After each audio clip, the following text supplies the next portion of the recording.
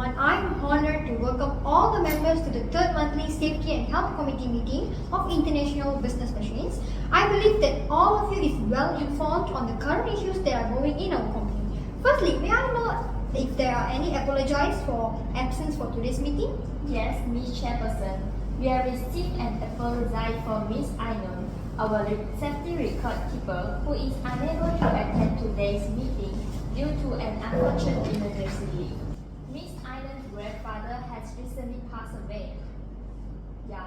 Her responsibility will be covered by myself for this section. We extend our deepest condolences to Ms. Ainon during this difficult time. Thank you, Yue. Before we proceed, I'd like to acknowledge that Ms. Alifa has just joined us. I'm so sorry everyone, I was late due to an urgent matter. Thank you for joining us, Ms. Alifa. Let's proceed with the next agenda. Before we discuss the current issues, let's review the minutes from our last meeting. Ms. Yue, could you please summarize the key points? Certainly, Ms. Chairperson.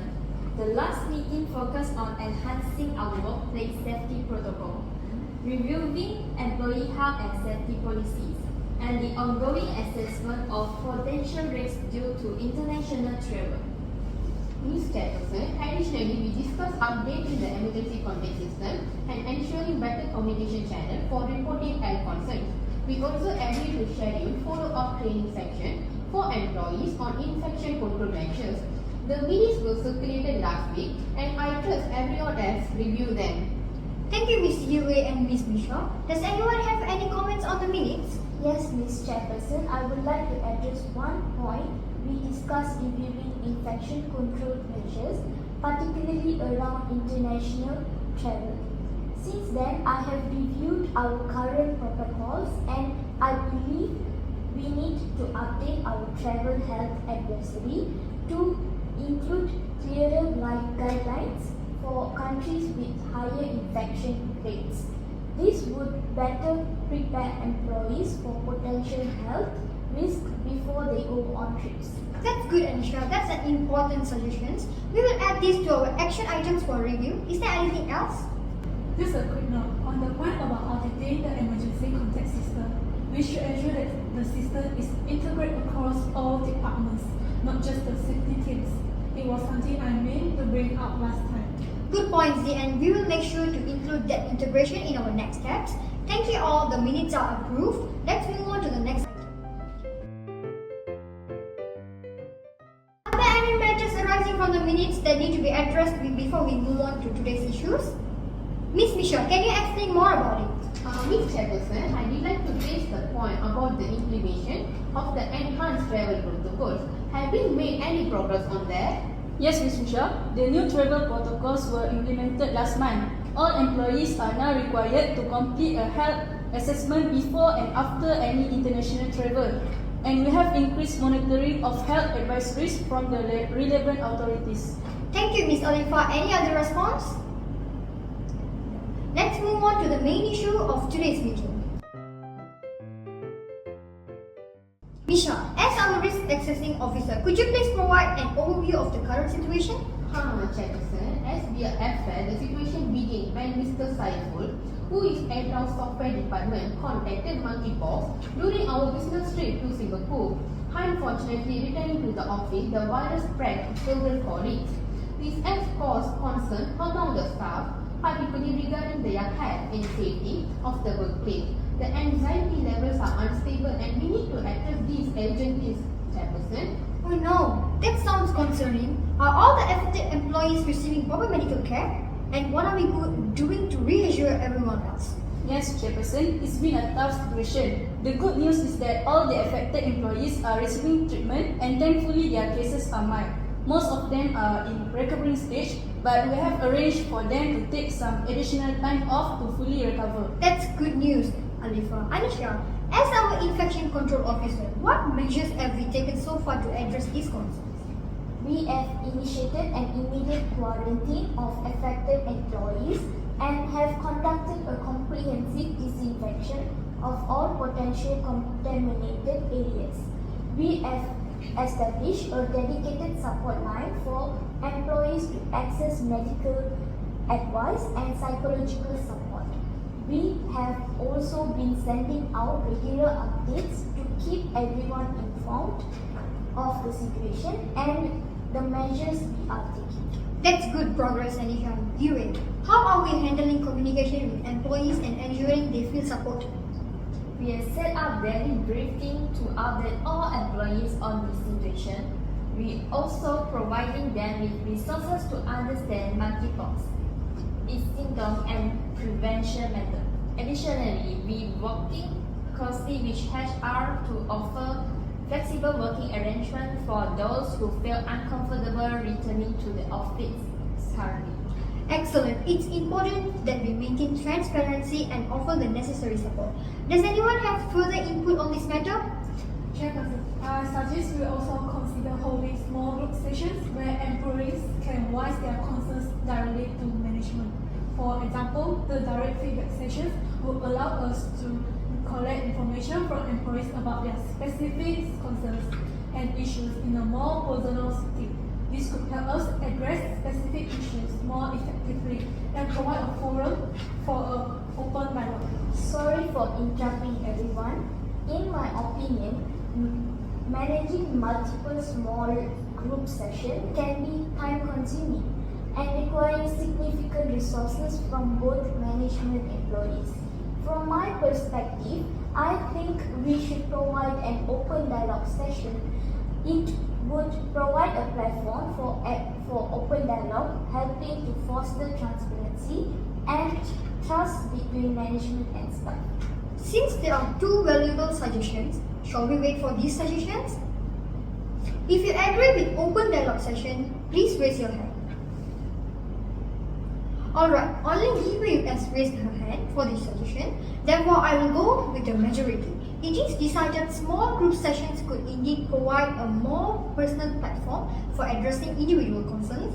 Ms. Misha, could you investigate organizing these sessions and update me about this during the next meeting? Obviously, Ms. Chairperson, I will coordinate with the HR team to set up this section as soon as possible, and I will send over the document for your review. Thank you, Ms. Nisha. Let's move on to the next issue. The next major issue is risk assessment and mitigation to prevent further spread of monkeypox in the workplace. Ms. Misha, could you let us through the risk assessment findings? Certainly, Chairperson, our risk assessment identified several key areas of concern: international travel, the nature of our office space, and current health monitoring practices. The primary risks remain with employees traveling with higher monkeypox cases. We recommend a temporary suspension of non-essential travel and stricter health screening for those returning from the business trip. Thank you, Misha. ZN, as our management representative officer, how can we ensure these mitigation strategies are effectively implemented across all the departments? We will enforce a top-down approach, ensuring that all department heads are fully briefed and accountable for the implementation for these strategies. Additionally, we will conduct regular audits to monitor compliance and address any issues immediately. That's great to hear, ZN. Anisha, are there any additional infection control measures we should consider? Yes, Chairperson, we should consider introducing shuffled work schedule to minimize the number of employees in the office at given time. This approach will help in several ways. For example, reduce the risk of transmission with fewer employees present in the office at once. We should lower the risk of virus transmission. This reduces the chance of an outbreak spreading rapidly within the workplace.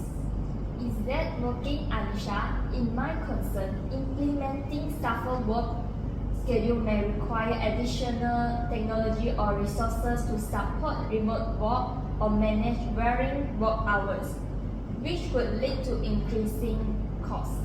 In addition, this leads to support employees working from different locations or varying shifts. The company might need to upgrade its IT infrastructure. This could involve in investing in reliable virtual private network (VPNs), collaboration tools, and cloud service to ensure seamless access to company resources and data. That's a solid suggestion. Any other thoughts on this? Chairperson, I also suggest we set up a task force dedicated to monitoring the situation and adapting our strategy as needed. This would allow us to respond quickly to any changes in the outbreak or in government guidelines. For example, dedicated task force would centralize oversight of the outbreak situation, providing a focused team responsible for tracking development, analyzing data and making informed decisions. This central management helps ensure that responses are coordinated and efficient. But Misha, while the formation of a task force can be valuable step forward addressing key issues, I believe we need to be mindful of potential overlaps between the task force responsibilities and the existing roles within the organization. This could lead to confusion or even duplication of efforts if not properly addressed.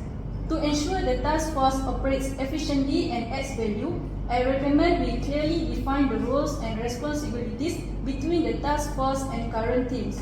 This way, we can avoid any overlaps and ensure that everyone is working toward our common goals in a streamlined manner. I'd be happy to assist in organizing or facilitating discussion to define these boundaries and ensure the task force can be functioned without conflict or overlap. Thank you for the information given from different perspectives. By listening all the strategies, I think a task force would ensure we stay agile and responsible. Misha, could you take the lead on forming this task force? Of course, Chairperson, I will assemble a team from across department to ensure we have a broad range of expertise. Thank you, Misha. Does anyone have any other business they'd like to raise before we conclude our meeting? Chairperson, I suggest we also review our remote work policies to ensure they are aligned with the current situation. Given the uncertainty surrounding monkeypox, we might need to make remote work more accessible for a longer period. That's a good point, Ms. And remote work policies are indeed something we should reassess considering the current situation. Ms. Yue, could you investigate this and report back at our next meeting? Certainly, Ms. Chairperson. I will review our policy and provide an update. Thank you, Ms. Yue. Is there anything else? If there's nothing further, we can conclude today's meeting. Thank you all for your valuable input. Lastly, let's set a date for our next meeting. Ms. Yue, could you please coordinate this? Of course, Ms. Chairperson. The next meeting will be held in main meeting room on 14 October 2024 at 10 a.m. Can I send a notice with an agenda about the next meeting to all members nearer the time of meeting? Sure. Thank you, Ms. Yue. That concludes our meeting. Please continue to monitor your emails for updates on this situation. Stay safe, everyone.